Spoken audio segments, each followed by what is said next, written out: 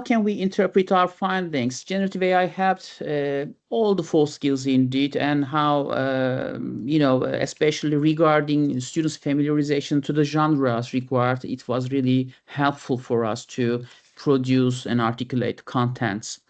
It supplied disciplinary materials at a scale we could not have reached without a subject specialist on call. So our dependence on the subject specialist was very fragment piece of it compared to the past. And asking students to prompt, critique, and adapt built evaluative judgment rather than the dependence on the output. And finally, it served us in two ways. Sorry, it lowered students' it has a lowered barrier route into EAP training in the many settings where no such training is otherwise available. So they had lowered stress, preventing them from articulating. And in conclusion, we had all reported gains upon implementing a can-do framework and generative AI altogether in our curriculum development. And upon this, students' self-reported gains were out there. And students have self-perceived grasp of academic discourse futures, and they had greater confidence. And we utilized generative AI twofold, on the linguistic side and on the reflective pedagogy side, and that was really helpful for us. But if I were to reconduct this research from its scratches, from the very beginning, what I would change.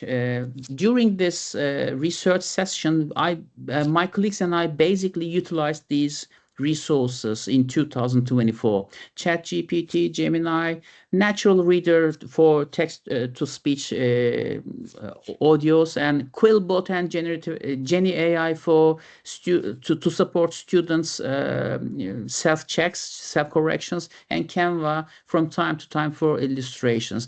They are all very helpful, very useful resources. I still use them, but if I were to restudy it, I'm on the simplistic side. I prefer having things simpler rather than more and more complex. Lots of gadgets in my pocket. Instead of having lots of gadgets, I would prefer having a Swiss Army in my pocket.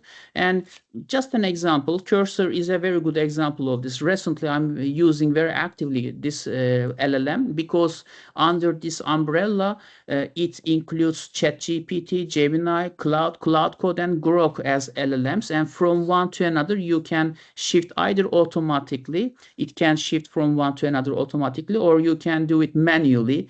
And I'm also very interested in coding on my own, and Python and R language are also available to be used here, and further APIs are probable to be used here. So probably I would pick one instead of all. This time one fits all, I guess.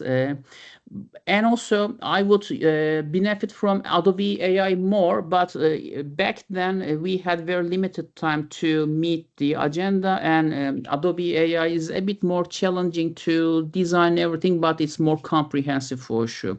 Finally, I would benefit more from Max QDA AI Assist rather than simply using NVivo, and rather than simply using Max QDA, because its AI Assist is especially very helpful for the thematic analysis of the qualitative data. Probably I would use it. Thank you very much for today again, and I'm open for the questions and comments.